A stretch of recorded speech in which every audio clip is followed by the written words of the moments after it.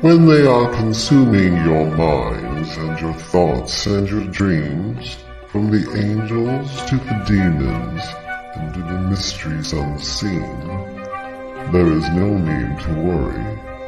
There is no need for dread. It's just time to discuss the thing at the foot of the bed.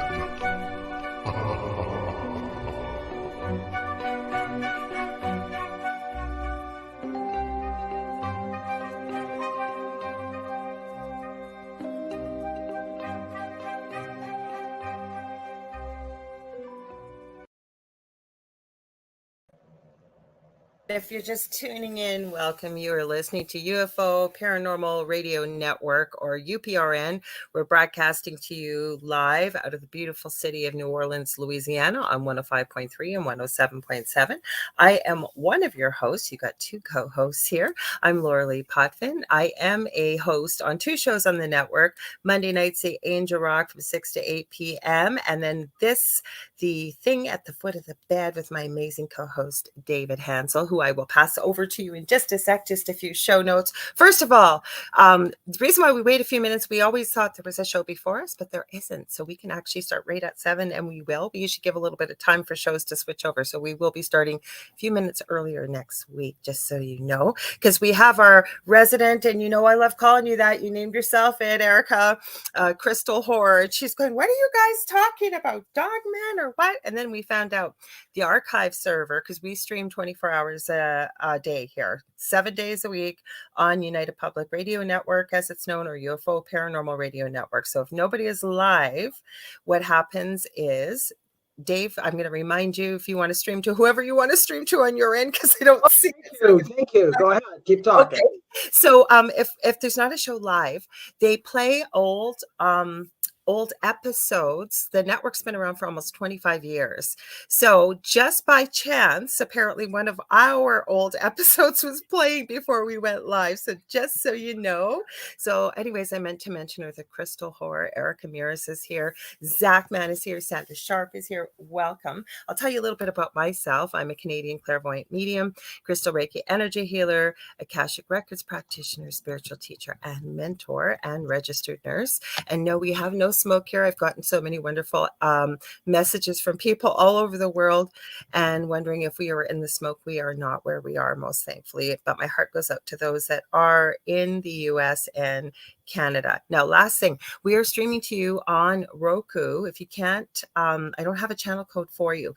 So if you want to watch us on TV, you're going to sign into your Roku account, go to the channel store. You're going to look up UFO space P as in paranormal. There's going to be a list that comes up, but you're looking for, I think it's the third or fourth one down.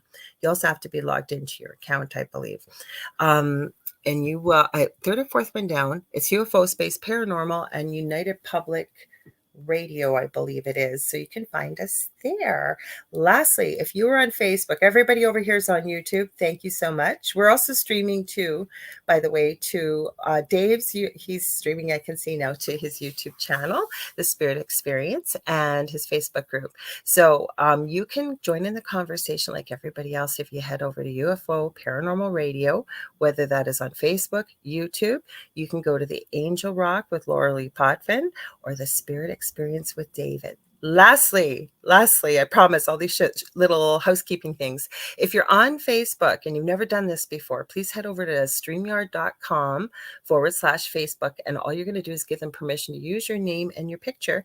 Otherwise, you just come up as Facebook user and we have no idea who you are. And Erica goes, you're live on the Paranormal Network. Yeah, we're live all over the place. So I'll go over. I want to give poor Dave a chance to introduce himself. Here's David. Oh, hey, you guys. Thank you, Erica. And Erica, by the way, we were on here. You were just having a bad dream. I'm just kidding. Talking about dreams today. She's our resident crystal whore. She named herself that. You are having crystal horror dreams. I told her I would never, ever forget her ever again, and I don't. And I love that name for her. We are streaming now to my Facebook group, The Spirit Experience, and my YouTube channel, The Spirit Experience, like she said. And my name is David Hanzel. I am a spiritual medium. I do Reiki, angel channeling, guide channeling, spiritual counselor, all kinds of things. Anyway, welcome you guys so much. And like Lorilei said, just to remind you, if you're on here, you'll see right below, if you're watching it from my Facebook group, or from her Facebook group, it says right under it. All I got to do is click on the StreamYard / Facebook thing, and it's just going to say, do you get permission? You put yes, we can see your name and see This you. is what comes up. So I don't know who you are. It says, hi, David, great topic for a vet Facebook user. So it's streaming across the bottom where you go. Sorry, Dave, just wanted to add that so people see that. This is a great topic for a vet, my friend, whoever you may be. Thank you, Erica. Erica said I give spot on readings. So thank you so much, Erica. I don't know if they're all spot on, but I try to be as accurate as spirit lets me be. Hi, Zach. I don't know if I said hi to Zach. I saw Zach, man. So hi, Zach, man. Mm-hmm. And somebody said this is a great topic for a vet. And that is true, because dreams are, we're going to talk a bit about dreams. I'll tell you a little bit what I know. I love dreams, and we dream a few times a night, and there's different types of dreams and different reasons for us having dreams. If you're a vet, I know a lot of people who have like PTSD, or people with anxiety, or people with some of those things. They tend to have some strange dreams sometimes, but don't be afraid of them. I always tell everybody, the dream can't get you. And the dream is usually trying to alert you to something or help you with something. So I was just kind of, and me and Lorilei had talked about this earlier. People always ask us about dreams, and there is no better person to interpret your dream but you. You are the best interpreter for your own dream, because, you know, we've discussed, you can go to any dream book and there'll be 50 million different reasons for dreaming about a cat, or 50 million different reasons for dreaming about a log that fell in front of you. But I'll try to help you as far as like different types of dreams. So I guess we'll just kind of start talking about them. I'll bring the first one up, and the first one would be reoccurring dreams, Lorilei. I get a lot of those from people. Do you?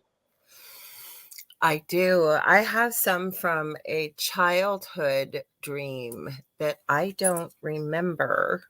Or I remember, I should say, but I've never figured out why I've had it. It was terrifying. But now that I look back at it as an adult, possibly. But go for it. Let them know what, because we're going to talk about nightmares. We're going to talk about all kinds of things. Because actually, you're right, Dave, now that I think of it, as I'm rambling. Yes, that is the most common thing I get. Why do I have a recurring dream? What does it mean? Yeah, that and the falling dreams. When people have falling. Can I share something quick? Okay, this is the funny thing that kids used to say all the time when we were little, right? If you're at the top of a building and you're falling, if you actually hit the ground, you die in your dream. And I used to, this is when I was really little, right? I used to be scared, and now I think about it.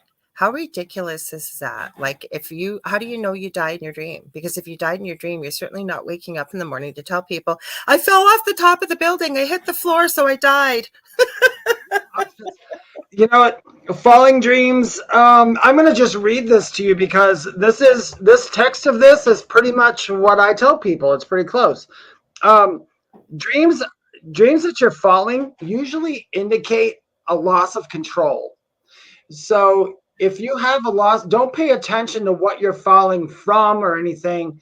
Pay attention to, like, are there people around you, or did you fall off your job, like the roof off your job's roof or something like that? Because where are you, right? Like, yeah, where are you, basically? Because that could be something just telling you, hey, you're out of control. This is how you get back to it. So reoccurring dreams, I always tell people, if a dream is reoccurring, just from what I know, and I'm going to preface this talk we're going to have to everybody by saying this: no one is a dream expert, I don't think. And I don't think Lorilei and I are dream experts, although we know a lot about dreams. I spent 2 months dreaming, but there is some things that are common in them, as far as flying dreams. If you have a dream about flying and you are not in a plane and you are not anything, you're just kind of flying through the air, most likely at that point, if you can remember this to yourself, you're having an OBE. So you're having an out of body or an astral travel at that point. So if you remember this, next time you have one of those dreams, just say to yourself, oh, I'm astral traveling. Then you'll start having a lucid dream. And in lucid dreams, a lucid dream is you basically being aware of yourself dreaming and directing the things that are happening. A lucid dream, you can direct it. In just a regular dream, we don't really direct it. Our subconscious directs it the most. I'll shut up and I'll let Lorilei go ahead and answer a question. Lots of great questions or comments here. That's why we were talking about this, because I was talking to somebody that was newly getting into crystals. And I was saying, remember, guys, this goes for everybody. It's a guideline when you pick up a book, especially when it gets into the spiritual, the paranormal. Okay. It's either what somebody has possibly channeled, maybe it's their own personal experiences from learning and speaking to other people. But whether it's dreams or whether it's crystals usually a little bit more concrete. It's a little bit more universally accepted. But I always tell people, when you walk into a store and you're drawn to, say, a crystal, and say it's pink quartz, and that's meant for calming, peaceful, love, what have you, right? But you get a completely different experience from it. Well, the first thing I would do if you're going to bring it home is, well, ask it in your mind's eye. Believe it or not, you're going to hear yes or no, but also clear it, because crystals pick up energy just like anything else does. And there's many ways to do that. But my point is, after you've done all that stuff and you've got it home and you're having a different experience than what the book says, go with what you were experiencing and how you were planning on using it, or what you feel, what you pick up. But especially with dreams, I can tell you right now, in my office in the other room, I probably have 10 books on dream interpretation. None of them match for interpretation. So again, always go with what you're experiencing. Now, Zachman made a very good comment here that I'm going to comment on here, Dave, if that's okay. This is going to be a bit longer answer. Hey, Howie, welcome. So Zachman says, many of my dreams are so messed up that I sometimes can't find the meaning behind it. Yes, that's true. We're going to talk about that, some of the things you can do to help you figure it out. But before I forget, I've been taking some notes. First thing, I had a lady on my show on the Angel Rock called Delphi Ellis. She was actually featured on the now disgraced morning show on ITV over in the UK. Talking about it was a regular topic and conversation in her home since the day she was born, practically. Around the breakfast table, everybody discussed their dreams. What were you taught? What did you dream about last night? And so on. So it really encouraged dream recall. Okay. The other thing Dave touched on too, that I hope we can get into tonight with dreaming, is lucid dreaming. Because I'm telling you guys, once you manage that, now I've had somebody, you may want to check her out. She's awesome. She gives away all kinds of freebies. Her name is Lana Sackwild. She teaches lucid dreaming. Now, this girl, again, I did have her on my show on the Angel Rock, but I'm going to share her personal story because she hasn't kept it a secret.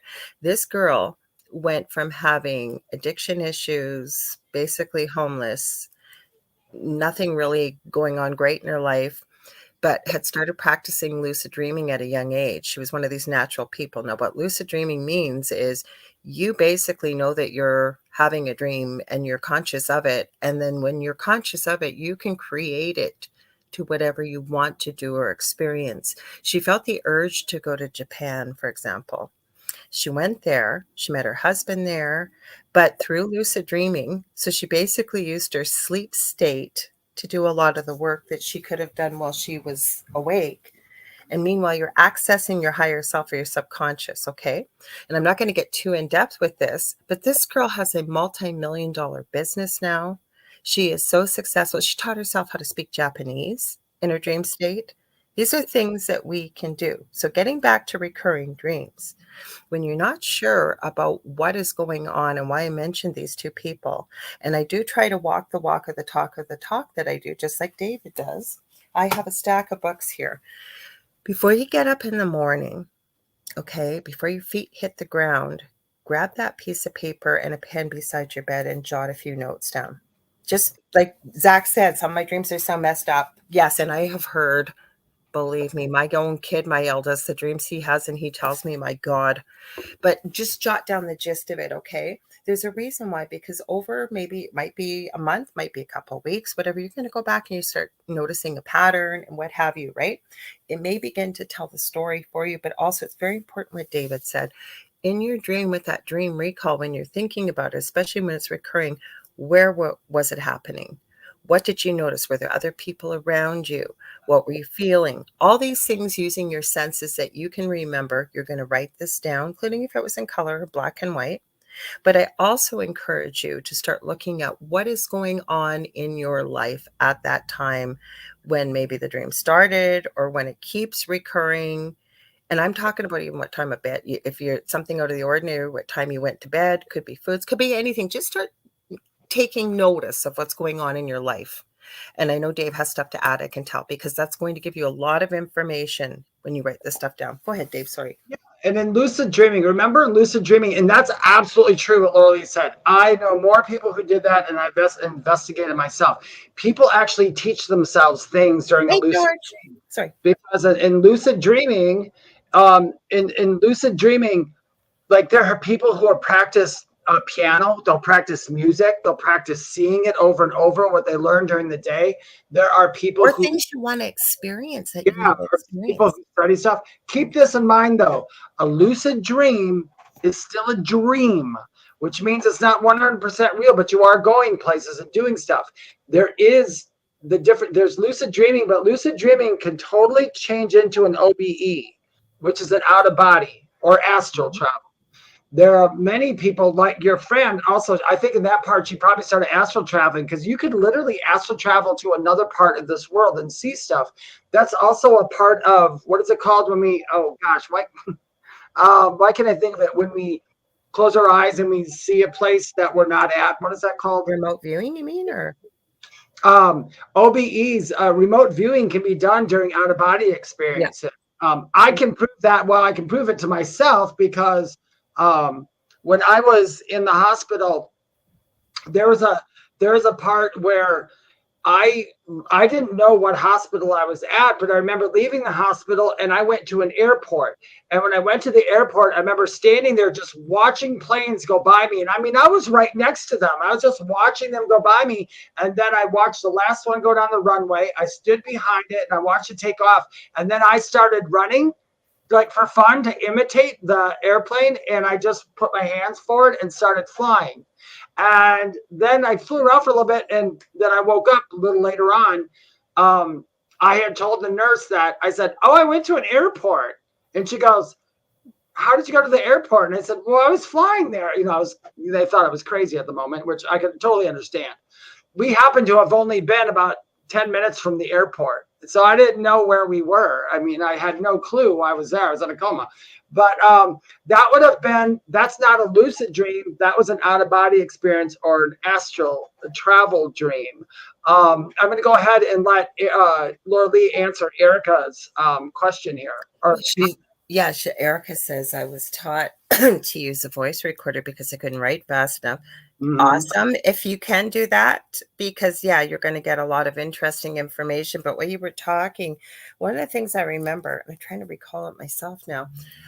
What I like about Lana Sackwell, never mind all the free stuff she offers, that she went over the usual method that you're taught to learn how to lucid dream. Some people are natural lucid dreamers, but imagine still getting the rest you need, everything else you need. You're going to dream anyways, but set up your dream experience to experience anything maybe you've always wanted to try out first in the dream state versus, like she said, I remember her saying she was painfully shy and she didn't want to public speak.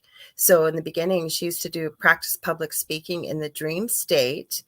And, but what I like about her, like, I think she was talking about this on my show, this was a few months ago, how they normally tell you to say, touch your nose, in your dream, touch your nose, touch your nose, touch your nose.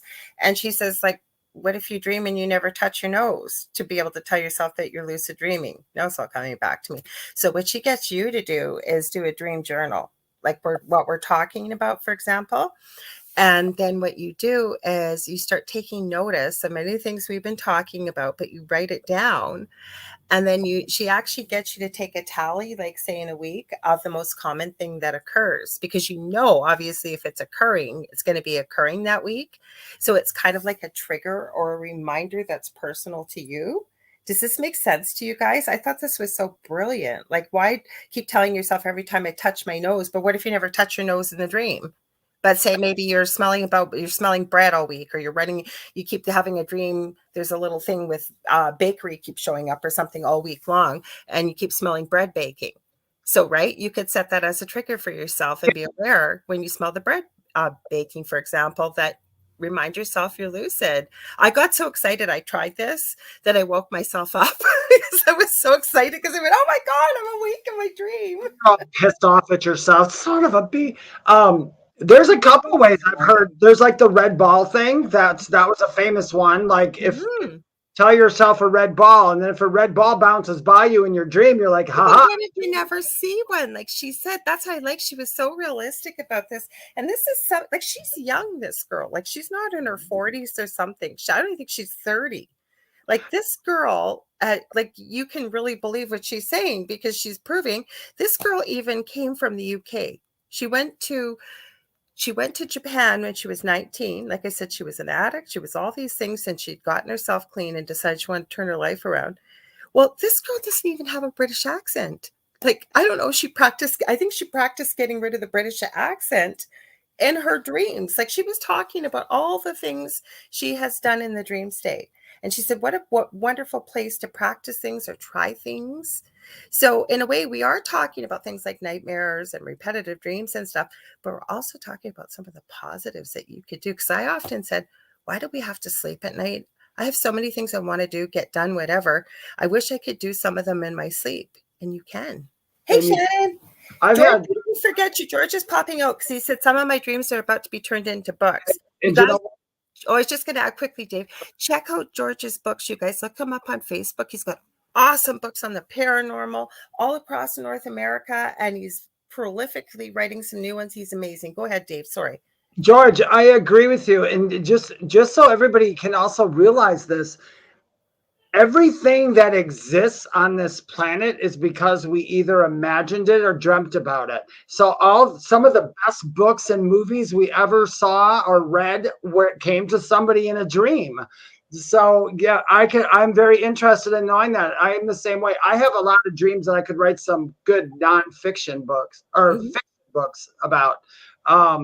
But unfortunately, they're not part of my reality, but they are really good, fun dreams. Shannon said, I often have dreams, but I'm very aware of where I am and what's happening. And I know I'm not in a deep sleep. Would this be lucid dreaming? There's a way you can tell that, because what you're describing can either sound like an OBE or a lucid dream. If you can control where the dream goes from there, it's lucid. If you can't control and you're just an observer, that's OBE. And an OBE or an out of body, you're more or less an observer. You can go places, you have control to go places and all that, but you're literally just in a dimension or a realm. I could say is probably the easiest way to put it. But that's what I believe anyway. What are your thoughts, Lorilei? Well, I agree with you, but what I was going to say, Shannon, next time you're in that state, and maybe think about something before you fall asleep, because that was something else. And again, it's not that I'm putting Lana on a pedestal. It was just like, I love that she's so realistic, and she's kind of got proof in the pudding about what she's done. And she's not running around in the whole show bragging about what she did. She's excited, and she's sharing with you going like, look what you guys could do. Like, she was a natural lucid dreamer. My partner, Dell, is a natural lucid dreamer. And some of the dreams he tells me and dream recall, and he can change his dreams. He can get woken up and decide he's going right back into the dream and he's going to do whatever. Okay. Some people do that naturally, but it doesn't mean we can't learn to do it. So if you know this is going to, or if it happens with fair amount of frequency, Shannon, or anybody else, or even if you don't know, you can try it. Yeah. No, it's OBE. Keep in mind. Yeah, well, I was going to say, but set something that you want to do or you want to try, especially where it would be really helpful you know you're having a recurring dream. Maybe it's even a nightmare, and you want to change it. You know, maybe you're probably going to have it that night or in the next coming nights. What do you want to change it into? Decide before you fall asleep. Then when you fall asleep, like, and you're in this state, Shannon, and you're wondering, you're aware you're in a dream. What are you going to do with that dream, regardless of what it is? What are you going to turn it into? What do you want to do? You can do anything you want. You go anywhere you want in the dream state. You're not going to get hurt, like David said. You could practice flying. You could go to other planets. You could meet with aliens. You could have a conversation with Bigfoot if you want, or any other. You could do whatever you want. That's the beauty in it. Dreams are. One of the first books I read as a child was called Night Flyer. Oh, I've heard that one. Night Flyer is about a kid. The synopsis, if I can remember, it was a long time ago. Read the coolest books as a little kid. I was reading textbooks on dolphins at 6 and all kind. I was into animals. I know kids in school were reading like Frog and Toad, Our Friends, and I'm reading dreams about astral travel, and because that's just the way my mind was. Parents. That's the way my mind was when I was growing up. But in this book, Night Flyer, which was it was a fiction book, okay, but the premise was there was a kid who wasn't very liked in school. People didn't like him. He was a lonely kid. He discovered that he could do astral travel or OBEs pretty much whenever he wanted to. So he would go to school, and he would sneak out of school and go into a park or something and hide behind a tree and close his eyes and start traveling around to do things. And now this kid wanted to, in his dreams, find out how to hurt people, which is a bad thing. It's kind of a bad book that way. But it got so bad for him, he totally left the real world and was constantly doing these dreams. So he stopped eating, he stopped everything until he almost passed away. And that's how this book, I can't remember how the book ends, but that's another thing too. Remember, in your dreams, when you become really good at it, dreams, OBEs can turn into remote viewing, because I can't tell you how many times I've purposely had dreams about things and saw things and then went to look it up or ask people about it, and it was the same thing they knew about, and I had never physically been there. I was only there spiritually. You might have to tell people what remote viewing is. There may be people that may not know what remote viewing is. Remote viewing is a skill that some people naturally have it, but it can be taught. It can be taught. Yeah, it can be taught because you do it. But it's basically not even in a sleep state, just closing your eyes and letting your mind go to a place. And I'm going to share how I learned. When you go ahead and share your experience. And the first time that I knew I could do this, I was screwing around and I came across this test, and they kind of said how to do it and all that. And it was by drawing circles and triangles and shapes as you see them, which I started doing, but I'm like, no, I'm not. I know exactly where it is. And I remember in this thing, I kept seeing, I was in like Antarctica or something. I couldn't get the direct thing, but I was in the snow, and there were 3 bases. There's one here, one here, one here. And I was seeing all this, and I wrote down all my stuff, and then I flipped it over to see if I was right. It was exactly there. They had the picture of the place. Yeah. So you just kind of go there. Now, that was probably the best one I ever did. My first one was the best one. After that, I don't think they're as good, because I don't do it as much. But remote viewing is I do that sometimes with people trying to find stuff, or sometimes I'll be talking to clients on the phone, and I'll pick up that the dog is like in a room next door or something like that. And I'm like, you have a dog in your room next door that looks like this? They're like, yeah, how did you know? Well, I usually just laugh and go, because I'm psychic. That's why you called me. But it's because I could actually, but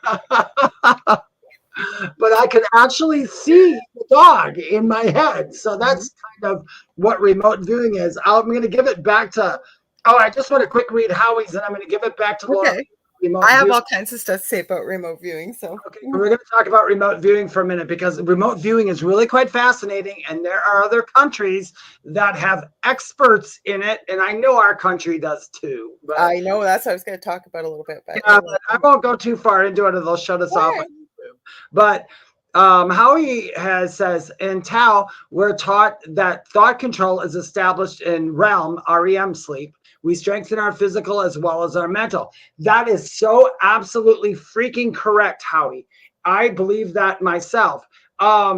Because I have used my REM sleep to strengthen things about myself. As a child, I don't know how I did it. I don't know. But I would travel while I was sleeping and go look in closets and stuff while I was sleeping that I would normally be afraid to look into if I was awake. And I would, see, oh, there is nothing in there. I'm fine, So it was really quite interesting. Go ahead, Lorilei. Let's talk about. Erica, my little crystal queen here. You're reading my mind. I literally just looked it up. We're going to talk about this. Okay, so remote viewing, I learned how to do, and somebody that I really love. I keep saying I'm going to have him back on my show. Chuck Kennedy, Dr. Chuck Kennedy. Now, he is a nurse. He's got a doctorate in neuroscience and neurobiology and a whole bunch of stuff. He is actually, he believes, mapped in the brain where psychic ability is. There's a friend of ours, some of us will know here by the name of Katrina Cooper. Dave knows her. I know her. Zach knows her. Howie knows her. Probably a lot of us do, okay? And he used her and got her. He knew there was paranormal activity in his building. What he pretty well was familiar with the spirits were there, and he got Katrina to interact. It is on YouTube. You can see it. You just got to look up, I think it's called Brain Mapping or of Psychic Abilities with Katrina Cooper. I think it's on Chuck Kennedy's channel. And he calls it the region of psi. It's behind the left ear, he believes. And he could tell when people were using their imagination versus psychic ability. Okay. But he also teaches remote viewing. Now, remote viewing, how most of us have become familiar with it, is there was and I know Howie or Zach are going to give me the name because it slipped my mind. There was a portion of the government, I think it's Project Stargate, if I'm not mistaken, that was a remote viewing team that they say is now defunct. I don't think so. But anyway, they would use this. And what it is, if you look at it, we've heard of universal consciousness, that everything's energy, right? Including our thoughts and our everything else, like how Dave was able to tap into the dog in the next room. So he ended up, I'll back up a bit. So they would use this, the US government, to be able to, hi, Brandy, to be able to go and access spying basically against other countries and all kinds of stuff, right? And they didn't have to leave the building. They just used their minds. Ingo Swann is one of the best remote viewers. Look him up, INGOSWANN. He's no longer alive. Look him up. Now, there was also somebody on that team by the name of Lynn Buchanan, and I know that Erica will know who that is when I bring this up. Anyways, long story short, the movie The Men Who Stare at Goats with George Clooney, that was based on the remote viewers in the U.S. military. But Dr. Chuck Kennedy has developed a method, and what he does is he has groups of psychics, he has groups of just remote viewers, and he teaches a specific type. He actually got he claims some information from KGB as well to bring in some remote viewing, as well as the U.S. methods. There's all kinds of remote viewing, okay?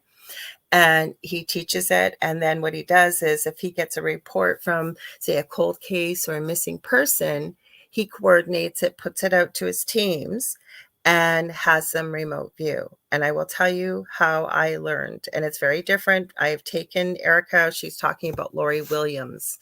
Lori Williams, you guys can check her out on Facebook. It's remote viewing with Lori Williams. Sorry. Oh, did I just lose the page? I just lost it. I'll find it, guys. Here it is. Sorry, hit the wrong button. She has free master classes. She will teach you how to start remote viewing, and it's called controlled remote viewing. Chuck's is a little bit different.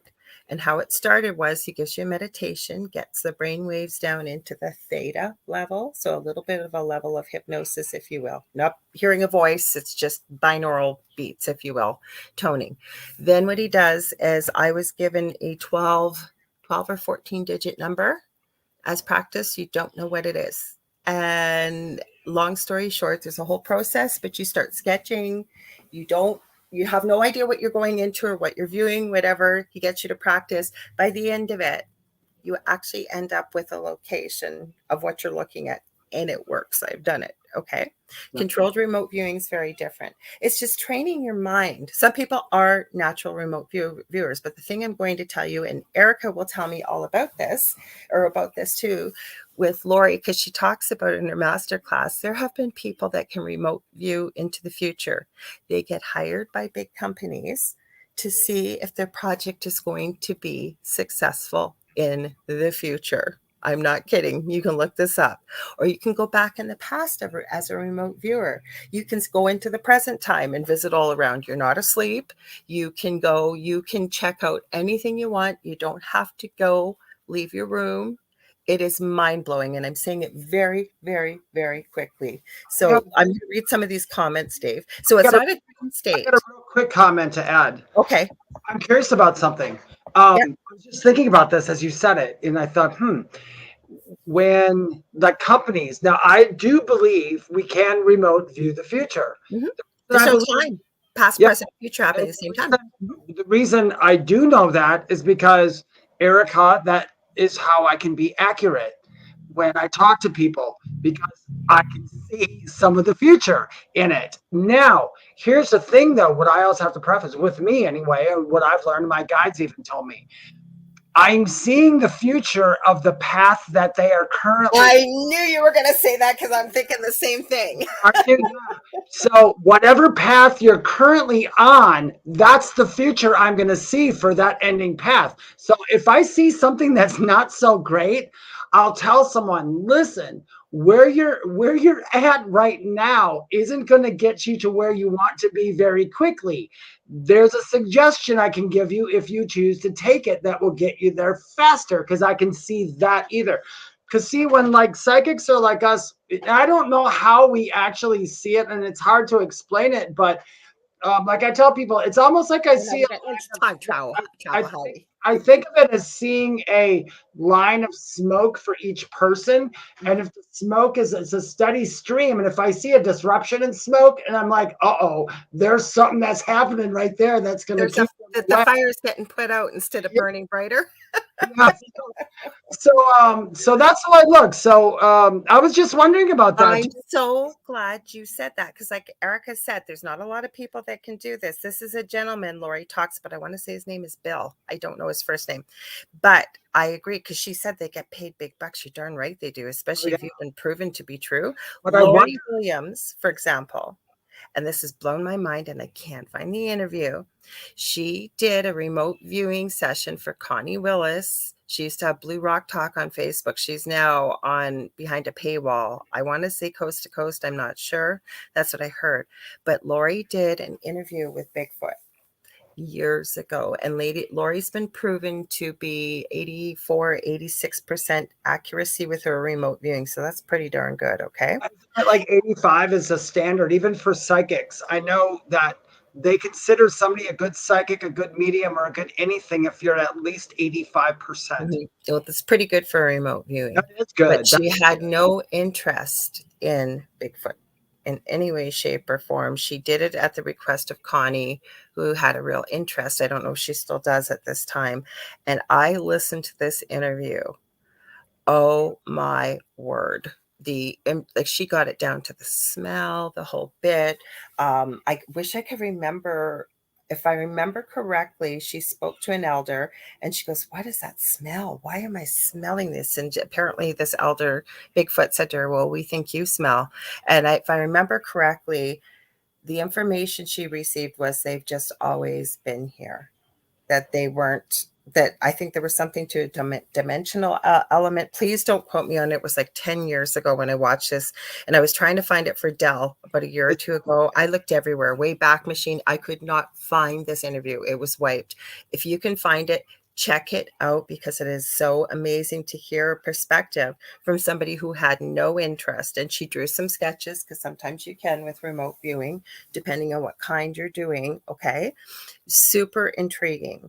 But my whole point is I'm reading all these comments. And of course, Howie, John Teeter, now we're getting into time travel right up my alley. Love talking about this. Time travel. So I do want to say that, so I agree with you, Dave, that because I don't tell the future when I do a reading, or if I do, I tell people this exact wording, that as it is right now, as I see it on the timeline that you were on. But remember, and then I usually use the analogy of every morning, get up at the same time, do the exact same things, take the exact same way to work. But tomorrow morning, you wake up late, you stub your toe, you broke your toe, nothing's working, your car, your engine, everything's gone on your car. So you got to call a cab, you're late to work, you go a different way. That's kind of what can happen with a timeline, right? We can make different choices. We have free will. So just because I may see something in one timeline doesn't necessarily mean it's going to come to fruition. Same as that's why if you do run into somebody that gives you gloom and doom, most, I think, ethical psychics do not do that, including myself nor Dave, in the fact that we're going to tell you anything that's going to scare you or be nasty to you. But like Dave said, he may suggest, should you decide to strengthen it or receive it quicker, but we're not going to give you something bad. But say you do run into somebody like that, there are people out there that will do that. Remember, it's not written in stone. You can change the future. You can. I'm sorry, but you can. So I agree with you. I don't know what the answer to this is, but I believe that this gentleman that is very successful, that Erica and I are talking about, that does remote view the future, I believe he is able to look at many of the timelines and then sort of take an average of what would be successful. Like this guy is really gifted. That's why a lot of people don't do this. Go ahead, Dave. Sorry. That would make more sense if you actually looked, like if you're going to do this for a company. Let's say somebody called me up and said, "Hey Dave, can you let us know if this new prism triangle that is like a garbage disposal will do well?" Mm-hmm. And I'll look at every time timelines will come up. If where they are now with this, I can look straight ahead and go, "No, dude, that is so not going to go well because there's something different or better that's coming this way." But if you want it to do well, you could adjust this, do this, and market it this way, and then you'll get to your path. Mm-hmm. But that's what I think. I wondered if that's what he probably does for those two. Probably a lot better explanation than I can give. Sometimes I'm really terrible at giving an explanation of how I do things. I think you explained it perfectly. And the problem is, right, there's not a lot of people that do this, but where this can work, and Erica, you will back me up on this too, with Lori, you can go back, you could find lost treasure that people have been looking for. You can do all kinds of things with remote viewing. The reason why I took the course and then I got so busy and I haven't been building on this was a couple of years back. And I know that Dr. Chuck Kennedy even has, he's ordered, and he does use it amongst his teams, sketch artists we used to have right back in the day to sketch a face. Now, say somebody's seeing a face, and you can't really describe it. He's 170 pounds, slightly balding, dark hair to here, kind of thinnish face. That doesn't give you a picture. So I know he does also with his different teams. Some are psychic and some are just really good remote viewers. And he doesn't tell you whether you're right or wrong. He just collects the information from his teams, and we don't go get involved in cases. And like I said, he has specific, like he's the one that does the coordinating basically. But then the way he tried to explain it on my show years ago was he'll look at something that's maybe showing up a lot versus, if it's showing up amongst 20 people, there's probably a good likelihood that there's something going on with it. I believe he said at their time, their accuracy rate was at 93 or 94%. But he teaches people in some of the more deeper classes, the deeper you get into it, how to check a body, say with a cold case or something, you're looking for somebody that's missing to see if their heart is beating or where they're located. It's really incredible and it's so fascinating, and I am so drawn to it. So some people are natural remote viewers, and the other thing I'm going to add, as my abilities it's like a muscle, the more and more you use it, sometimes I will remote view without even trying to see it. Go ahead. I did a remote viewing thing working with some people looking for a body. They didn't know if the person was gone, and I saw the body, and they said, "Are they alive?" And I said, "Well, if he can breathe underwater, yes." But he was at the bottom of the pull guides into it though. Hi, Carrie. We got a Facebook user. Just gonna let you know, please head over to facebook.com or streamer.com /Facebook. Just say yes to them using your picture and name, and we'll know who you are. If you've done it before, you're still showing up this way, please just let us know who you are, because that's how you show up to us. Yeah, if you're watching Facebook user, if you're watching this from my Facebook group, you'll see right under this, it's going across even on this one. It'll say that it's there. Okay, so Erica, you're asking, you had him on your show. Are you talking about Dr. Chuck Kennedy? Yes, I have had him on my show, if that's who you're talking about. Lori Williams, I have talked to, wanted to have her on. I probably need to connect with her. She's so busy though too, but she did agree to come on. So maybe that's something we'll do a show on the Angel Rock about, is remote viewing. Maybe that'd be fun. So let's see, where somebody had a really good... Oh, that's what I wanted to add to you quickly. He doesn't teach people about their guides and stuff. So some people, like I said, aren't even psychic. So they don't know that they've got guides and angels around them. So they're just relying on the method and what he's taught them and how they're utilizing it. Yeah, there is a lot of people, like even in the yes, I had him on my show. He was awesome. Let's say the government, who do remote viewing, who have absolutely zero belief in the paranormal or the afterworld or anything else, because you don't need to have that belief in order to do it. Because once again, and we'll say it a million times probably at some point, is we are energy.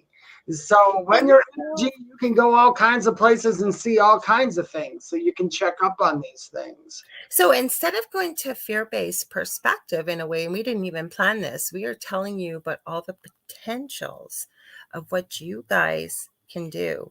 And none of us are any specialer than anybody else. Okay. We all have these abilities. That's why you guys often hear me say, it'll be on this show, on my other show, about how powerful and incredible we are as human beings. But we have never been taught that we have these abilities, but we do. Hi, Roger Garza. Oh, it's really cool. If we go back to recurring dreams for recurring. Okay. Let's go back to recurring dreams for just a second. I have an interesting little story that was, it's a very short story. I used to be a musician years and years and years ago. And when Dave did our intro. That's how talented he is, because I couldn't do it.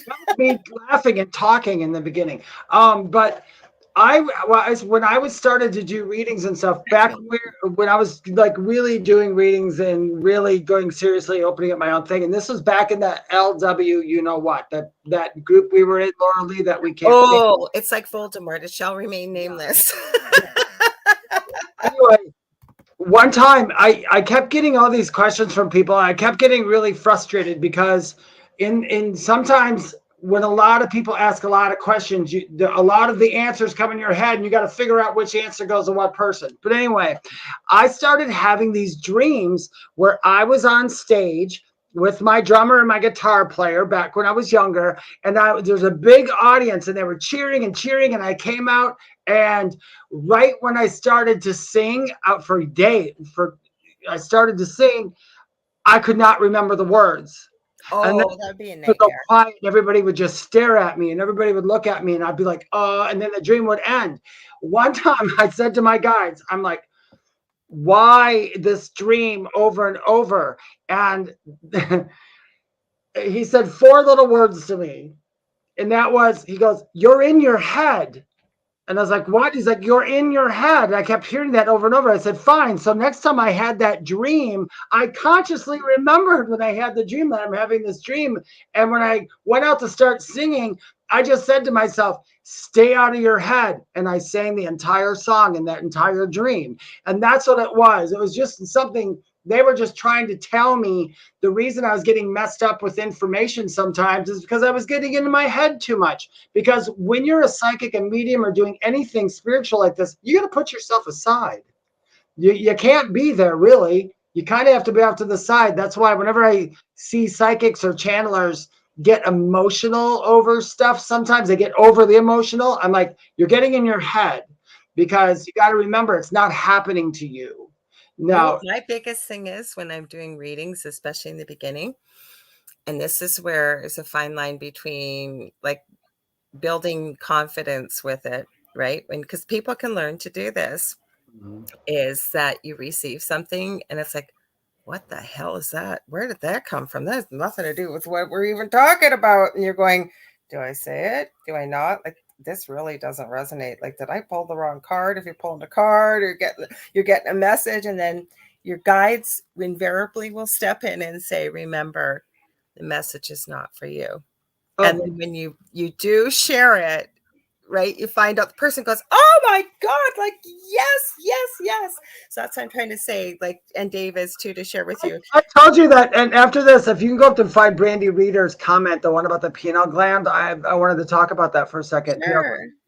But I had been doing a reading for somebody one time, and I talked to this girl. Her entire family was coming in, and they were so validating and so perfect. And I was like, even I was sitting there going, I am giving myself a pat on the back. I'm so good. But all of a sudden, the one person she wanted to talk to would not come in. And I even said, listen, why don't you just give me your name? I'm going to see if she's there. And I explained to her, we don't summon people. I can literally just put out there, is she there? And I just said her name, and I kind of asked in my polite way, like I do. I usually say, hi, it's me, Dave. I'm talking to your loved one, blah, blah, blah. Just like real quickly, kind of, not those exact words. And all of a sudden, I just started seeing goats. I'm like, I remember you told me this. I started seeing goats, and I was like, what? And at that point, I'm like, I'm not going to say anything. And I sat there and struggled, and I kept telling her, I don't think we're not 100% right. None of us are. Okay. So that's why I said, I don't think I can get her in, and I apologize. But I said, before I go, I said, I like to tell everybody everything I see, so I need to tell you. I said, when I put your aunt's name out there, I kept seeing goats. And I said, I'm sorry, I don't know what that means. And she goes, she was a goat farmer. The woman was a literal goat farmer. And I mean, the message could not have, if she would have had a real brick to throw at me, I probably would have went, I don't even know what that means. I was so out of my head. That's why I say I was so in my head. That's why I say you got to step aside. Yep. So Brandy Reader, I love Brandy. Hi, Brandy. I miss you. Me and Brandy have done a few investigations together. She said the pineal gland plays a role in the dream state. Some people's pineal gland becomes calcified, disrupting the production of melatonin. I am a believer in the pineal gland. That is literally your third eye. The pineal gland is actually like a brain and stuff. I got the, I don't want to say I'm told. I wasn't told. I got the instruction, if I wished, to start decalcifying myself. And I remember the day I got that, I stopped using fluoride toothpaste. I stopped drinking fluoride water. I stopped doing everything. And you know what? Honest to God, within 6 months, a lot of my stuff improved more than it was. We have to be careful what words we use here on YouTube, but yes, I agree. Yeah.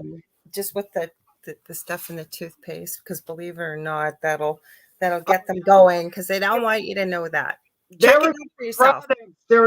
I've stopped using any products that had that have F stuff in it. It's the F word. We can't say that. Yeah, I wonder if they'd ever do that.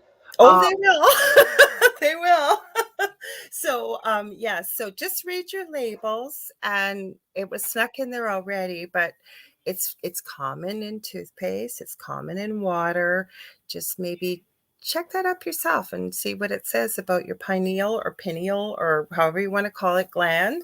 And I agree with you. Yes, it can definitely cause calcification, but there's something else that my guides just reminded me of. And you can take it or leave it if it resonates with you. What we perceive becomes what we believe, and it becomes our reality. Now, I agree with what Brandy is saying, because there is science to prove this. Absolutely. There's many things in the air. There's lots of things that can cause problems with this. And yes, when you do what Dave said, it can't hurt. And more than likely, you're going to find that, yes, you have a lot more clarity, definitely, when connecting with the other side. So I agree with you.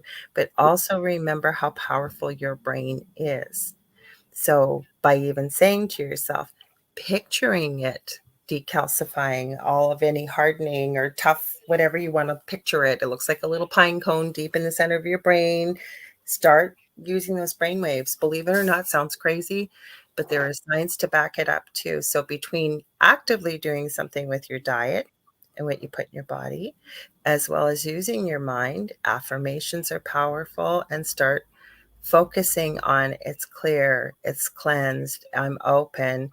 You'd be surprised what would happen. I do want to say one quick thing though, Dave. Or go ahead, were you going to add something? Because I do want to add something here. There was I was going to say, oh, the F word that I was discussing before. I had heard it. I don't know if it's conspiracy or what. I don't have a view. Let's just say I don't have a view on it. I know that it works for me, but the F word, I was told that was put in the water a long time ago because I guess there were studies that if your pineal gland is calcified, it literally dumbs you down. And if you're dumbed down, that's literally your cognitive thinking or your awareness is different. That's why people like me or Lorilei or stuff, because we do these things all the time, probably Brandy and Erica, all this. When we see things, sometimes we see past it to the truth. So it's really hard for people to pull one over on us. And that's because of the awareness that comes with not having a big old calcified, mess in your head. And if you have that, it might be difficult. You'll probably believe anything, maybe. I'm not quite sure. Well, like I said, that's why I think Spirit gave me what we believe, or what we perceive becomes what we believe, and it becomes our reality. So, okay, so we've shared this with many people. Is it not true? I don't believe it. I believe there is some truth to it. Absolutely, with what Brandy said. But it can't hurt to add visualization and an affirmation that my pineal gland is clear. It is free of whatever you want to say, just so I don't know what will trigger what here. And believe me, that's one of the things that they didn't want us to know about the F word, right? It would be open and clear, and we would have this information everywhere. That's the way I look at it. Not being conspiracy princess here, as Joe Montaldo, the owner of our network, likes to call me jokingly. He says there's only one more woman he knows that believes in conspiracy more than me, and he calls her the queen. I don't call it conspiracy. I call it truth seeking and looking at all avenues, and whatever resonates, taking a look and either bunking or debunking it, right? But yeah, I do want Roger. It's only conspiracy if that person participating in it refuses any other facts. Okay, what I want to do, because this is a new host on our network, and Roger, I hope you're still here. Sorry, we get deep in these conversations because Roger, I did produce Roger and Faye today. We have many new hosts. That's what I forgot to say. So if you're just tuning in, you are listening to The Thing at the Foot of the Bed with myself, Lorilei Potvin, and my amazing co-host and friend, David Hanzel, and you're listening to 105.3 and 107.7 out of New Orleans, Louisiana. It's UPRN, otherwise known as UFO Paranormal Radio Network, or our other name, United Public Radio Network.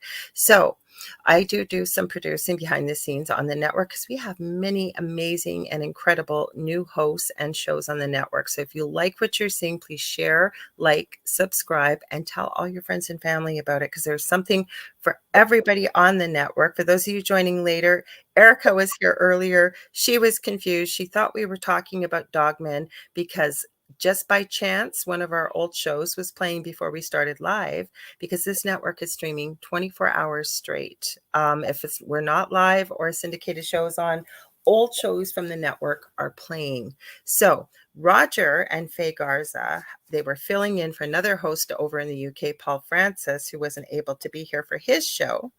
But they are hosts on Wednesday nights with Latino Psychic Visions and on Saturday mornings with This Mug's for You. they gave us a huge shout out for our show tonight in the Angel Rock. He was here in the chat. I want to give him a shout out. I'm also going to give Howie Odell a huge shout out because we are working on it. Howie didn't get a chance to message you back, but he's invited David and I to be on his show, The Orion Effect, on the Rift Network, which is Howie's network. He does support our network quite a bit. So giving him a shout out, and hopefully it'll work out. It's from 7 to 9, Dave, on Sunday night. We'll talk about it after. Most likely, it's most That's likely. what I said to Howie already. We didn't get to that message yet, Howie, but I told him we'll be there. So he wanted to talk about NDEs and all kinds of things. So it's going to be an amazing thing. We'll tell you more as we get closer. But we got to support one another this way, you guys, and help each other out. Let people know about really interesting topics that we like to talk about, like covered on this show. Now, I wanted to highlight this. It's a little bit off track here, but John Teeter. How many people have heard of John Teeter? Howie mentioned him. I don't believe I have. Oh, you have not heard? Well, okay, let's get I might know who he is and just not know the name. Okay, let's get into the truth seeking here. And Zach, man, I'm going to see your comment here. I'm scrolling down. You can always call F-, what we were talking about. Don't know if YT's algorithm can detect words by chemical formula yet. I don't know either, Zach. It's hard to say. I wonder the mental state of those with Alzheimer's could be reversed and working with the gland. It would certainly be worth a try, Brandy. As a nurse and some of the research I've looked at, there's a lot of heavy metals that can be involved. And I know they're also looking at an autoimmune issue as well, but I certainly couldn't hurt to definitely give it a try. No, I'm just reading a few comments here and then I'm going to get to John Teeter. Sandra Sharp says, yes, David, in the 60s and 70s, when cults were a big thing, they were putting F-word tablets in the pitchers of water at their gatherings to weaken people's ability to discern. Absolutely. You know what else I seen recently that I thought was absolutely crazy till I looked at it? Somebody sent me this about coffee that actually dumbs you down. Coffee dumbs you down. And I thought this is crazy till I started thinking about it. Caffeine is a vasoconstrictor. What's that, Dave? I said, I've got to be stupid then. Well, no, but I was thinking about that because you feel more alert. But then I started thinking caffeine is a vasoconstrictor, meaning it constricts the blood to the brain.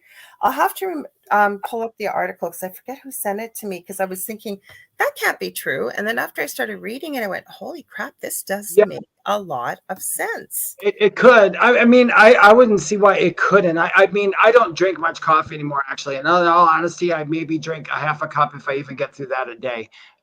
John Teeter, real quickly. Jane loves your hair. I don't know exactly who John Teeter is, but I do remember this saying, and I know this saying, and the saying is, every possible thing that can happen or will happen has already happened somewhere, and that's absolutely freaking true. So I want to point this out, Dave. Jane loves your hair. It's a I don't know. It's I have a hate-love relationship with I love David's hair too. We could do a whole show on Dave's hair because I love it. He used to wear it really short and then he let it grow and I love it long. This is what my hair looks like when it just dries. So it looks awesome. Thank you, Erica. Yes. Okay, Jamie's gonna we got lots of stuff. People know who John Teeter is. Erica, military time traveler. So there was somebody by the name of John Teeter showed up. Long story, you can look him up. Claimed to be a time traveler. He ended up, I believe, getting in with the U.S. government that didn't believe him the whole bit. He was in a locked room and then he kind of just disappeared. I'm really making it very short. He claimed he was from 2036. Jane has saying he was on Art Bell. For those of you who don't know Art Bell, I don't know how you couldn't, but he had an amazing show, kind of a predecessor, if you will, of Coast to Coast AM. I believe he may even have been on there before George Norrie, and he had the most incredible guests and things on there. It is an epic, iconic show. If you can listen to some previous episodes, I strongly encourage you to, because there are things on there you never thought were possible that you will hear on that show. And a lot of those people, some of the things I've heard, I do believe they were for real.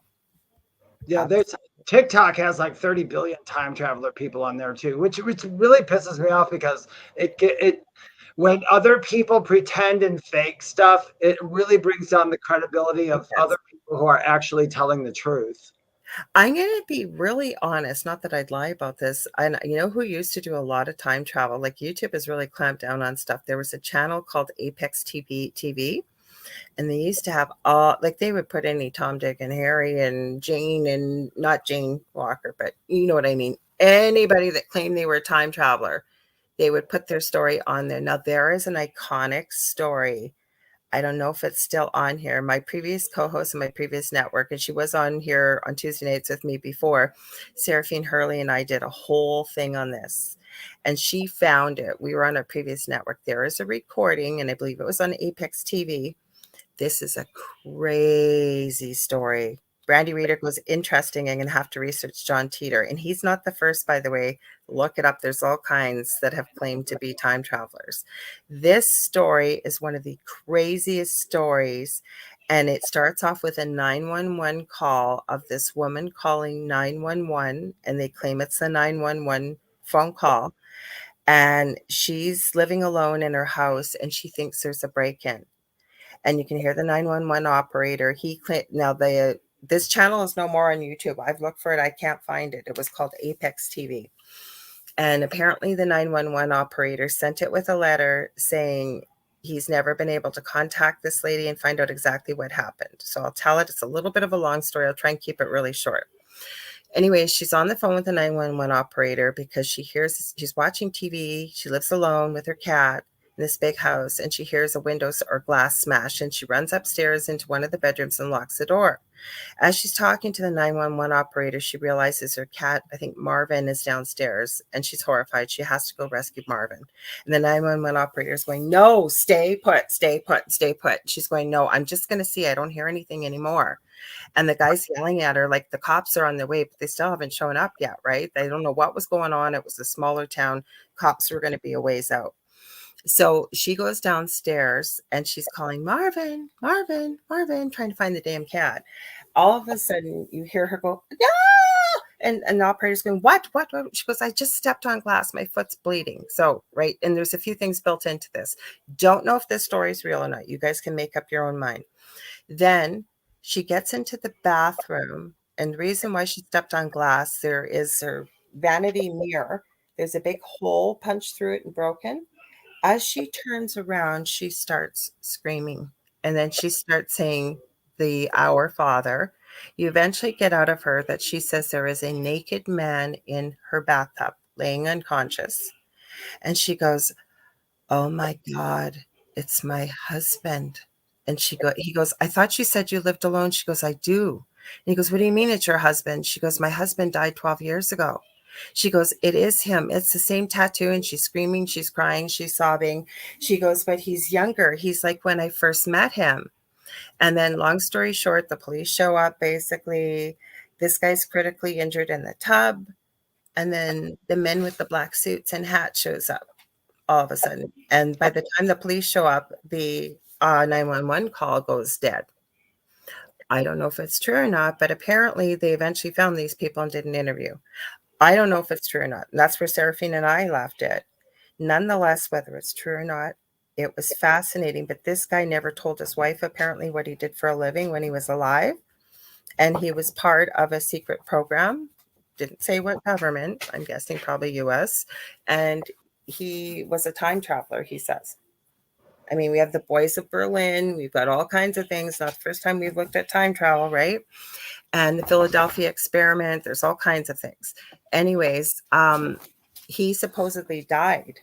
And they were saying that, I guess, I don't know, I forget how it happened, but he did come back from another timeline, but his previous younger self, he didn't even know this woman. Her name was Kathy. They hadn't even really met from where he came in the timeline. It is mind-blowing. Have you heard this story, by the way, at all, Dave? I've heard somewhat of it. Yeah, somewhat of it. I love stories like that too. Whether you think they're true or not, I always say in the spiritual aspect or anything, there's always a little bit of truth to something told, because that's how things manifest. It's like I don't know if it's true or not. And to me, and of course, the Dell, who is a skeptic, most of us have to be skeptical in this field. I'm a little bit more open because I believe that the truth will always reveal itself. I know you're a skeptic as well. We need to be skeptical in this field. But like Del kept saying, where's the siren noises in the background? Why aren't the radios squelching and stuff? I said, well, you would think the way the guy described it when he uploaded it, he tried to maintain people's identities as like he would have blocked that out. Like you're not going to hear the 911 operator on their walkies going, you know, unit 999, blah, blah, blah, you know, all the codes you hear. So I don't know if it was real or not, but it certainly was fascinating to hear this call. And believe me, I did not do it justice what I just shared with you guys. I love stuff like that. So well, Erica said the show, the Quantum Leap. Do you know, listen, there's a theory, and trust me, I don't know the answer to this theory, even for my NDE, because there's nothing in my NDE that had anything to do with this theory. And I've asked my guides, and I can pretty well hear my guides pretty well. And I have asked, and my one guide always says to me is that same thing. He said to me, doesn't matter. Whenever he says doesn't matter to me, it means understanding information or the information is incredible or isn't anything. But I had heard, I said, for there's always another world that's playing out your opposite decision. So so maybe in another dimension, David did not survive the sepsis, or in another one, David actually became a musician and never went into spirituality, or he became this. It's interesting to know. And I know that in some form, like they told me, in some way, shape, or form, it is out there, but it's kind of like you are not a copy. Who you are right now is not a copy. You are you. You're an aspect of you that's over there, that's here. But there are, let's say, carbon copies of you playing out things. Mm-hmm. You're the original. And that's kind of another way too. When I see certain things and I see you in certain places, I'm seeing your carbon copy doing stuff, and then you can match up with it. Like I always tell people on this, and I'll say it every show if I have to, we literally go in and out of dimensions all day long is what we do. Boom, boom, boom, in order to get us someplace. Like even when Lorilei earlier was talking to you guys about the car and you go the same route every day. Well, then there was that one day you didn't get to go that route because you stubbed your toe and you hurt yourself. Another thing, you could have shifted over to that reality, and that's where you are now. So the rest of that day is probably going to be more about that reality. Can you take yourself back to the original? Can you take yourself to the original? I believe you can. And I believe that if you stubbed your toe and everything, you got on the road and were late to work that day and everything's going wrong, to get out of that reality, it's literally all in your mind. All you need to say is, you know what? Everything's okay. Everything's okay. I'm just going to have a great day. And when you say those things to yourself, you start sliding back into a reality where those things are happening, and you get right back on the track.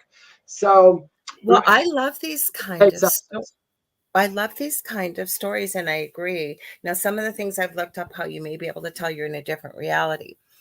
Say you had somebody, you live with someone, I live with someone like that, constantly insists that they've told me something, or we've had a conversation about something, and no, I don't drink, and no, I do have all my faculties about me, that I know we didn't do this. So I often wonder if I'm shifting in different time dimensions. That's one way to look at it. Or things might be in different places versus what you expected. Like, is it paranormal? Did you shift the timeline? Hard to say, right? But there are stories of this. Like, I know there is a pretty infamous story of 3 college girls, I believe, that were driving, I think, home for the holidays, and they went through kind of this remote mountainous range. And as they went through, like nothing changed, except all of a sudden the scenery was different. There was different vehicles. Like it was like they were in this hostile future environment. I kid you not. And I believe they were talking about, there were some flying cars and stuff. Like there were 3 of them. These girls did not make this up. Like they had PTSD after this. They ended up racing as fast as they could Sounds like they were in it for about 20 minutes or so. I didn't know if you need to go grab something, Dave. I just saw your message. Go ahead, talk for a second, okay? Yeah, I figured. Yeah, go ahead. So anyways, what happened was they somehow passed through the other end of the mountainous range that they were going through. It was this little town, and they ended up crashing their car. Nobody got hurt, but they called the police and were trying to tell the police what happened to them. They went back instead of coming from the other end. Nothing was there. What did they see? Did they enter a portal? Did they enter a different timeline? And that's the thing, right? Actually, I have a few friends that we discuss this quite a bit. Did you say sepsis? I don't think I did. If you were talking to me, Erica. But I talk about this with a few of my friends. Dave and I have a mutual friend, Leanne, and she's the one I call Erica. You'll know her. She was on my show. That's where you got your nickname that you gave yourself that I just adore, the Crystal Whore. We talk about this a lot because on TikTok, you got to be aware of everything. There is a story about this guy that claims he's accessed and been able to create energy portals where it's literally like walking through a plasma hole in the wall. You can see the other side and walking through. I call BS on a lot of that, and I know there's very good tricks of photography and video. I did not know this clip had come from here until just as of late, but there is a clip of him with a book, The Berenstain Bears, and I can't see any cuts in the video. As he walks through the doorway up to the bedroom of where he's living, it changes to the old way the Berenstain Bears were spelt. As he pulls back, it suddenly goes to the Berenstain Bears. He does it about 5 times. Was he crossing an energy line, energy portal? I don't know. You never know, because I know there is some people try to do an exploitation to the Matrix stuff, because everybody talks about the Matrix. Now, I know honestly that what we see in front of us is real. It's not a simulation, but it's being created by you as you're going along on this. I wondered. I think you were switching back. I think like with the books and all that, when people are saying stuff is different, I had heard some had said that basically what happened is the earth is shifting. The entire earth is shifting, you guys. And I mean, I'm not trying to scare anybody, but it is. It's shifting to a higher dimension. We're shifting over there. So stuff like this is bound to happen at this point. The reason is because mass amounts of people are shifting into other timelines at the same time. So that's why I think we all see that, because I had a couple things that even like from the Wizard of Oz, I watched it 1,000,000 times growing up, and there's some stuff in the Wizard of Oz that's different now. Sesame Street, there's stuff that's different now. And I had asked them. Now we get into the Mandela effect. You're reading my mind, kind of like, what is the Mandela effect? Like, why is this happening? Did we shift as a whole civilization? That's what I believe. That's closest to what I'm beginning to believe the most.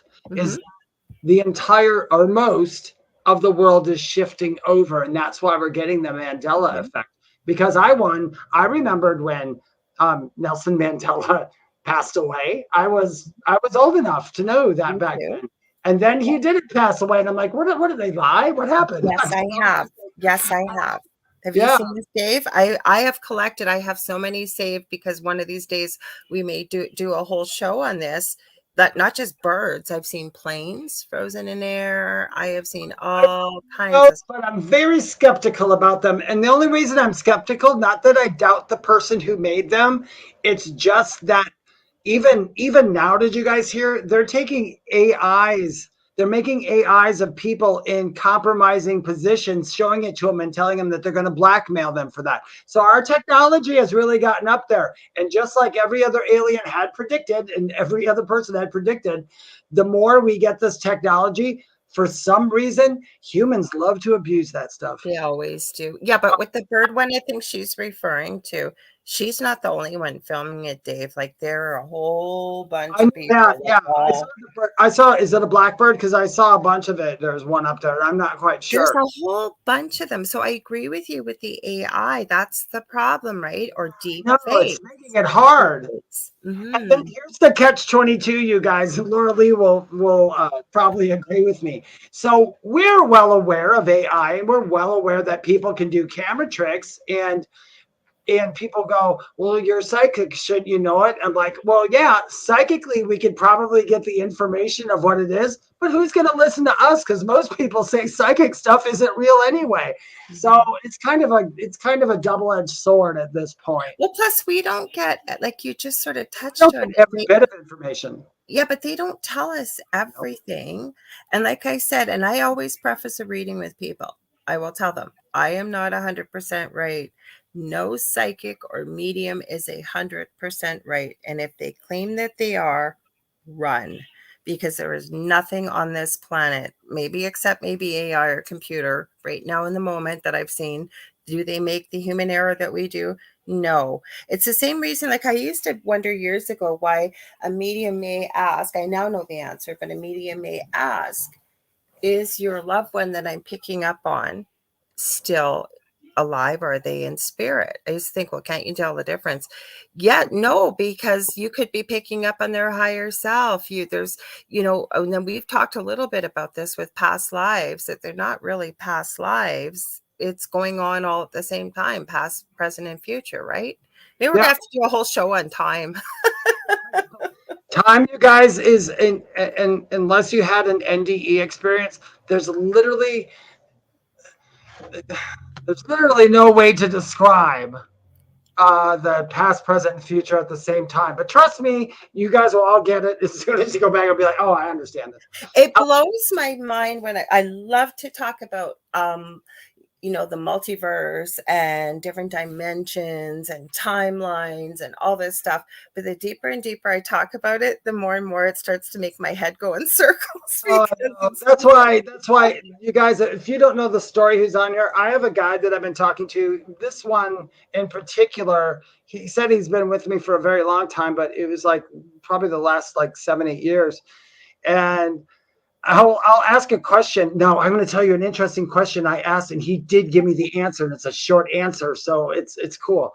But I'll ask him about stuff, and he'll say to me, does it matter? And the first time he said it to me, I said, yes, it matters. I really want to know. And then all the information got to me, and I didn't understand it. And then he asked again, he said, does it matter? And I'm like, no, I guess not, because I'm not going to get it.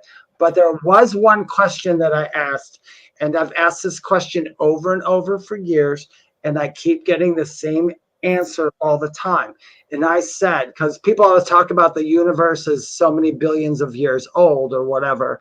And I said, hey, when was the universe formed? And I said, when was the beginning of the universe? And the 2 words, no beginning. That's what they said, no beginning. I'm like, how does that mean? And then it was explained to me that our universe that we have not gone beyond, not even our science has, is newer. But every time souls go back or people go back from every planet, every place, the knowledge goes in. And what happens is the source, or whatever you want to call it, uses that information to create. And that is why the universe will never, ever, ever end, because it's always being created. As long as we're reincarnating, as long as there's stuff going on in the physical realm, the spiritual realm will continue to grow and get bigger and bigger. Our universe he said it didn't have a beginning, but there was a big bang. But the universe existed before the big bang. Really, so many Earth creation stories. I always say we're never going to know all the answers till we go back. Until we go back. Yeah. I want to comment on this, and I wanted to bring something else up quickly. So Erica says that's like Jen, Dave's friend, keeps telling me, don't feed the psychic, LOL, and it's true. And I know Roger was talking about this, and you will hear most good psychics, myself included, and David, you don't tell us anything. Like we may ask a birth date, we may ask a name. I don't want to know anything else, because if you tell me, I don't know if it's what you told me or what I picked up. So I know when I tune into someone's energy that what I'm picking up is what I'm picking up. So I always tell people, don't tell me, don't tell me, don't tell me, right, Dave? And then I wanted to throw this last little bit out here after. That could not. That is so disgustingly true. Listen, you guys, if you ever talk to a psychic or a spiritual, or you want to become one, word to the wise. The less you know, the easier it is. It is. It's easier. Funny. Some psychics want to bait you into giving you the information, so whatever. But you don't want to do that. If somebody keeps, if I get in, like sometimes I'll come in and I'll say, I have a gentleman here who's coming to be your father, and da da da da, and they'll be like, yeah, that's my dad. When he grew up, he was blah blah. And they start telling me this is the whole entire story. And you're going la la la la la la la la la. I'm going to validate stuff now. There's not going to be any conversation. Yeah. So yeah, it's true what she says. Brandy Reader. Okay, before she reads that, I just want to throw this out there because we got a little bit of time left. First of all, Robin sent me some incredible, he did a live investigation, paranormal investigation over in the UK, sent me some cool pictures. One almost looks like a shadow person. So who knows, we'll maybe get his permission. We can look at those next week. But let's talk about prophetic dreams after Brandy's. What do you think? Because we talked about that before. We said we were going to talk about it. Well, you can talk about prophetic dreams before we go. But I'm sorry, I got these guys in my ear right now. If you guys aren't watching and you're listening, I pointed up in the air that I'm saying my guides. They're on my right side. No, I knew we had to get to Brandy's comment. I just wanted to throw it in there. I got it marked. Look at my page. I make notes because I have so many thoughts coming through. Brandy, you are going to be the recipient of the predictable reading. And and this is going to be really short for you. And I'm very, very sorry. And since there's not a lot of people on here, you can answer me right away. Mom, did mom have this? It's like beautiful, like several little beaded necklaces, because I'm wearing them all right now. And I'm also wearing a yellow shirt. Almost looks like a gauze shirt. It's very comfortable. And thank you. There's like a brown vest or something that goes over it. Let me know if that rings a bell, because it came in with your energy. So I'm not quite sure. Okay, because I'll just add her comment. She says there are times, and it's not to your question yet. She says there are times I feel like I can hear and feel the earth shifting. Not long after that happens, something significant happens in the world. So she kind of almost went into prophetic dreams. I didn't know. Brandy goes, yes, with a big exclamation. Yes.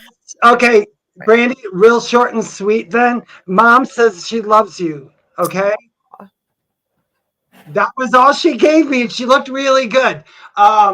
She actually appeared a little taller than what she normally would be. She's standing up very, very straight, and I know her chest and I'm supposed to tell you, this all feels really good. Yeah, because I keep hearing, Dave, and I don't normally do this with your readings, it's all going to be okay. That's what I just heard. It's all going to be okay. Yeah. But anyway, I just wanted to give you that, Brandy, just because she popped in. And you guys, normally I don't ever do mediumship readings. I know that was close. I mean, that was a very good mediumship reading. But when Brandy was here, that woman just kept whispering in my ear. And that's why I was tugging on my ear. So she wanted me to say hello to you. Oh, what a beautiful message. Brandy, continue to keep talking to her. She said it kind of stopped for a little bit because you got busy or something happened, but she said, continue. Also, I don't know if the little girl, because you expressed concern about the little girl, dark-haired girl, not feeling well for a while, and said that she would be fine. She's fine. There's nothing to worry about. I don't know if this was something that already happened or not, and I'm sorry to do that, but. No, she just said, she knows right when to pop in. Thank you. Do you think, because I don't tag team Dave's mediumship readings. That's what I kept hearing was it's all going to be okay. And I didn't know anything about what you were talking about. She was talking about the child. Okay. I'm not sure. I wish I knew more. I'm not connected at all, but Brandy, your mom must really be good at what in the hell she does, because my brain is not connected to doing any mediumship whatsoever right now, and she got in. She must be, because Dave, I don't think I can remember a show where I've added something to something like a personal mediumship reading, and I didn't see her, nothing. I just kept hearing. Yep, you just got it. Mention everything's going to be okay. Thank you, Brandy. Mom's great. She looks really good. And those necklaces are beautiful. I don't know why she wanted me to concentrate on those necklaces, the yellow and the brown, or I don't know if it's a brown vest or not. Was your mom like a hippie chick, or was she? Oh my God, I was just thinking that. That's exactly as you were describing it. Was That's your what I mom a was hippie thinking. chick, or was it's, and I'm not confusing or saying anything bad. I either got the feeling of like very hippie, very earthy, very that, and I also got the fact that I don't know if she's Indian maybe or has some Indian in her, but she had a lot to do with Indian artifacts or something because they're all around your energy. Brandy said she's talking about my midget. I've been asking her to let me know she would be okay. Good. You got a double validation from both of us. Mhm. Yeah. She said, yes, total hippie and connected to the earth. All right. Aw. Thank you, What a Brandy. beautiful energy, eh? Because I'm not even I don't know her or anything. It just she when she wants to say something, it obviously comes through in the most beautiful, profound way. I'll tell you that. Yeah, Mhm. it's cool. Well, okay, so that was the unpredictable, predictable reading. So Sometimes, well, we get into these deep conversations, so sometimes we do it, and sometimes we just don't have enough time. But I didn't even read your comment, Brandy, too, and you just kind of almost. We've got a little bit of time to talk about prophetic dreams. And do you want to read her comment, Dave, again?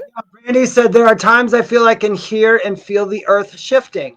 Not long after that happens, something significant happens in the world. This is good. Well, we're going to segue into prophetic dreams because sometimes prophetic things can happen when you are awake. Prophetic dreams are usually what happens is we get connected for whatever reason. It happens to a lot of psychics because we're connected quite a bit. When you sleep, you might connect into a world thing, or you might just be connected into the energy.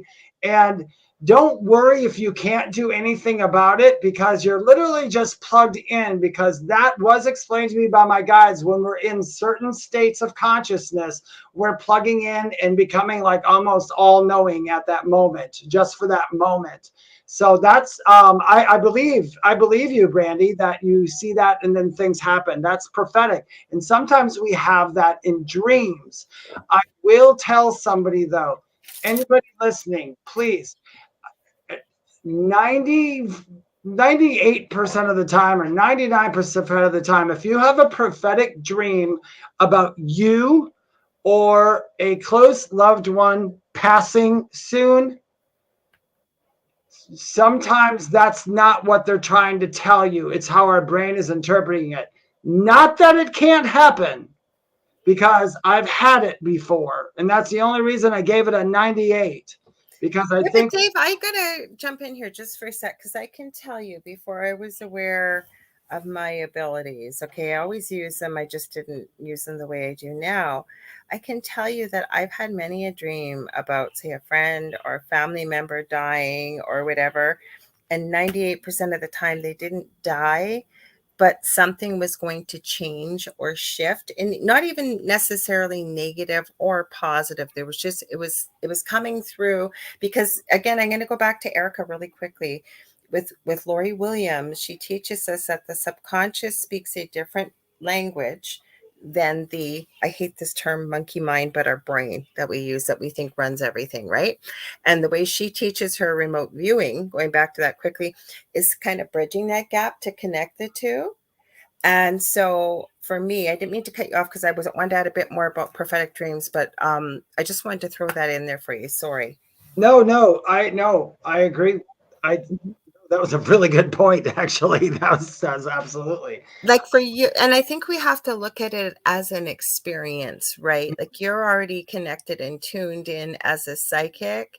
So you may be, because I've met many a psychic who has had a loved one visit them, say the night before. They know they're going to pass in a couple hours, and maybe they've already passed, and they will come and tell you, I'm going to be okay. This is what's going to happen.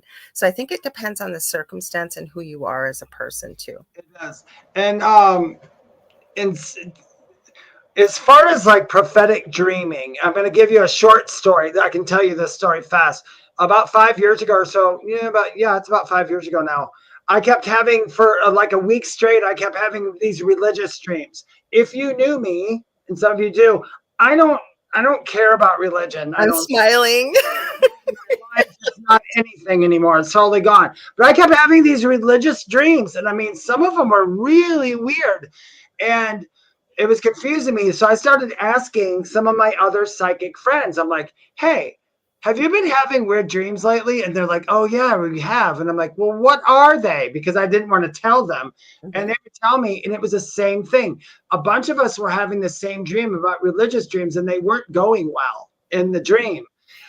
What happened is all of a sudden the news came out that Notre Dame got burnt down. Oh, I think you told me about this. Yeah, I told you that. So now people, a lot of people ask me, well, did you know it was going to burn down? I'm like, not in so many words. And even if I did, there's nothing I can do about it. I have a lot of new people that I know who have just become mediums, and they'll say to me, oh, David, I had this. One lady did, and it took me forever to get her to stop. But she had written to me and said she kept having this dream about this little girl who was kidnapped and taken away, and that she was going to be, offed or whatever. And I said, do you know her or the mom or something? She goes, no, I just keep dreaming about it. And I said, okay. I said, what else do you get from it? Like a state? And she said the state. And she goes, I need to reach out and help this girl. I need to reach out and help that girl. And I said, listen, if you call that police department and tell them you had a dream about that little girl and it's wrong or something like that, you're in a lot of trouble. I said, listen, sometimes psychics and everybody, we will get prophetic dreams. Prophetic dreams mean we just kind of see future events happening. Just because we see it doesn't mean we can do anything about it. So I had asked after Notre Dame burnt down, I said, hey, if I get any more of these kind of dreams, will you please filter them or don't let me have them unless I can do something about it? So that's exactly what they do now. But sometimes I still get dreams about earthquakes and storms and stuff. But I know in my mind, there's nothing I can do about it. Yeah, I had this conversation with somebody I was mentoring, and they are really incredible. They're over in Europe, and they get like visions of things that are going to come and pass, like disasters and what have you. I had another friend like literally seeing through the eyes of a killer with children. And I've had many a conversation privately with these people, and they've come to agree with me that as much as it maybe pains them and they've got a lot of information, how do you pass that along to law enforcement without looking like a wackadoo or that you were the perpetrator of the crime? So I love what you shared, Dave, what you said. You've said to your guides, like, can you filter this? It doesn't always happen. No, it doesn't. Unless they can do something about it, because it just creates anxiety and concern, and it doesn't really fulfill a purpose, does it? Especially when it's on a personal level and there's not much you can do about it. Yeah, even like a lot of information that I received, people are like, where did you get that information? I'm like, well, I knew it. They told me. There's a part when I had my NDE and I went into what I refer to as the void, which is basically just this big, beautiful, dark space, and it's just feel great. But it's like a place you can go where you're like connected to everything. Like every answer in the world is there. If you can get into that room, you're going to come back with every answer. So I requirement. Came back with a lot of unknown knowledge, or like Dolores Cannon used to say, lost knowledge or knowledge that's no longer here. So I did come back with some of that. But to get back to prophetic dreams, that's usually why you have a prophetic dream. It's because for some reason you are just really connected into source, to everything. If you can train yourself to do that, that would be awesome. There's a lot of Edgar Cayce was known as the sleeping prophet because he would literally go to sleep and mumble this information to his wife, and it happened. I mean, a lot of Edgar Cayce's stuff was super accurate. So he was getting all those things. What else have you got about prophetic dreams, Lorilei? Okay, so what I was going to add, and I'm sure Erica can agree with me. So you guys, if we're really interested by what we shared with remote viewing, even if you think it sounds crazy, check it out. There's lots of free resources.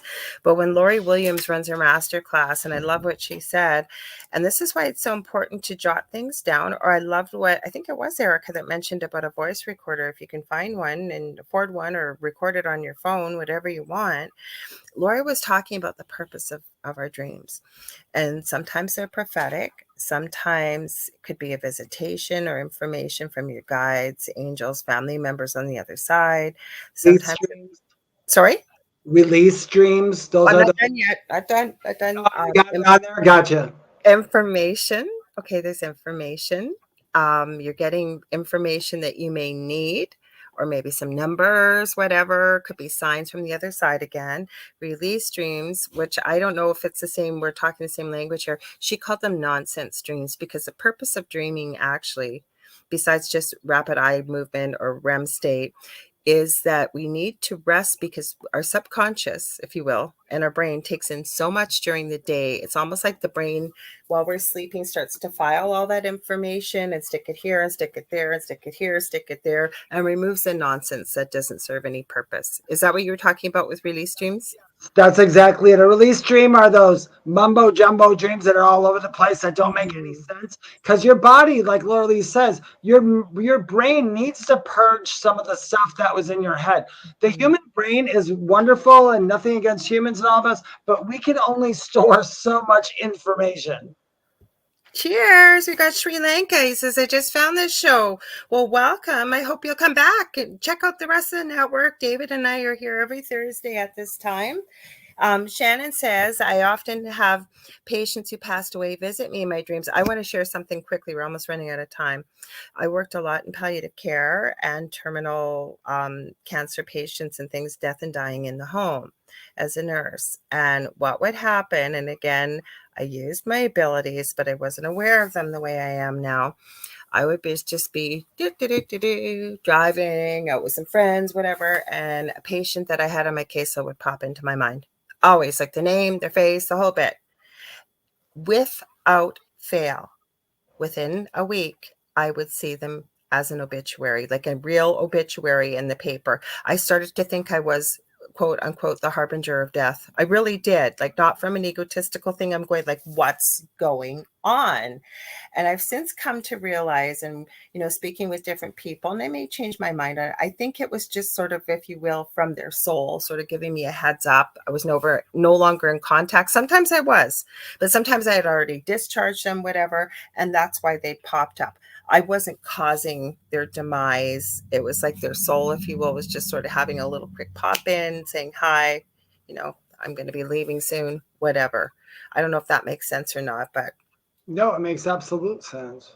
And same as your patients. So you know what? The easiest way for our loved ones to visit us, and I'm sure Dave will agree 100%, especially if we may be grieving or a little bit sad or whatever it is, to pop into our dream state and visit us and have a convo. Yeah, because remember, visitation dreams, they are not lucid dreams. Oh, we forgot to talk about those. Those are important too, Dave. Go for it. Those are not lucid dreams, and they're kind of considered astral to OBE because, and you know what, whether you know this or not, but I'm going to give you guys all something to chew on. Your past loved ones that left, you do have a direct connection with them and your guides a couple times a week at least. Yeah. When the body has to sleep, it does. It's the human body does. And I guess the brain does, but consciousness does not. So when you go to sleep, consciousness is like twiddling its thumbs, like, oh my God, wake up, let's move on with it. So consciousness can move around, and you do visit your loved ones. You do visit your guides who probably give you some sort of instructions for something. And then you kind of forget, and it comes out in intuition. I'm going to read this last comment. Then we have to go because we have our next show coming up. Brandy Reader, and I agree with 100%, says, I think they are patients expressing their appreciation of you, Shannon, and your care. And I agree wholeheartedly. What do you think, Dave? I do. In case anybody missed it, Shannon had said that that some of her patients who had passed away had come visited her.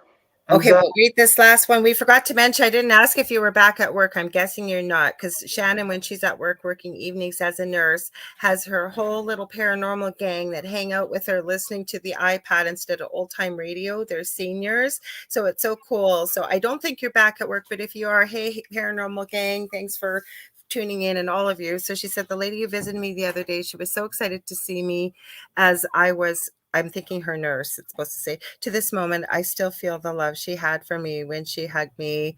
And I love that. I'm going to tell you very quickly, Roger actually asked me somebody by name, and it brought me to tears because it was a patient of mine years ago. And as a nurse, not that we don't care about each and every patient, but there are certain people with the amount of time you spend with them that they touch your soul and they stay with you forever. It brought me to tears to hear he was around me still. Mm-hmm. Oh, Erica said, I can't believe I haven't jumped to my daddy yet, but it's only been a month. So I guess he's still soaking all the amazing going on right now. Yeah, that's one of the reasons. But another one, Erica, is because it's close to you. Listen. You got to run, Dave. I'm so sorry. We got like 1 minute. Sorry. I apologize. And they're always trying to get through, so he'll be there eventually. If anybody would like to get a hold of me, they can go to my website, theywhispertome.com. You can watch me on YouTube, TikTok, and TikTok channel, and Instagram at Medium David Hanzel. I never ever private message people for readings. You can only obtain a reading from me by going to my website, theywhispertome.com, and go, Lori. Okay, Erica, I'm sorry about that. So I'm hoping maybe we can talk a little bit more. I'm going to make a note of that, okay, about next week, because I don't like to cut people short like that. But I want you guys, if you can, to stay tuned for the Outer Realm Part 2. We've got Michelle DeRoche and Amelia Pisano coming up next. They've got an amazing show. They're on Wednesdays and Thursday nights. If you see something you like here, please like, share, and subscribe. There's something for everybody on here. Let your friends and family know. If you ever want to get a hold of me, you can get a hold of me on facebook.com/the Angel Rock for guest show idea, healing sessions, mentoring. I do readings as well. 2 groups on Facebook, Paranormal University for all things paranormal, Angel Rocker Tribe for spiritual type things. Watch for next week. We tried to do it this week. We did it last week. Dave and I are going to start trying to go live usually on Wednesday nights, right, Dave? On TikTok, do some free readings and let you know about the show coming up. Yep. Great. Okay. So you guys, thanks so much. Don't forget to tune in this Monday. My guest had to cancel, so we may be having a hangout on the Angel Rock, 6 p.m. Eastern Standard Time. Love you guys all so much. Thank you for all your love here. And we will see you next Thursday. Are we ready to do it, Dave? See if we can do it again. 1, 2, 3. What's at the foot of your bed? Pretty close. All right, guys. We'll see you next week. We love you. Okay.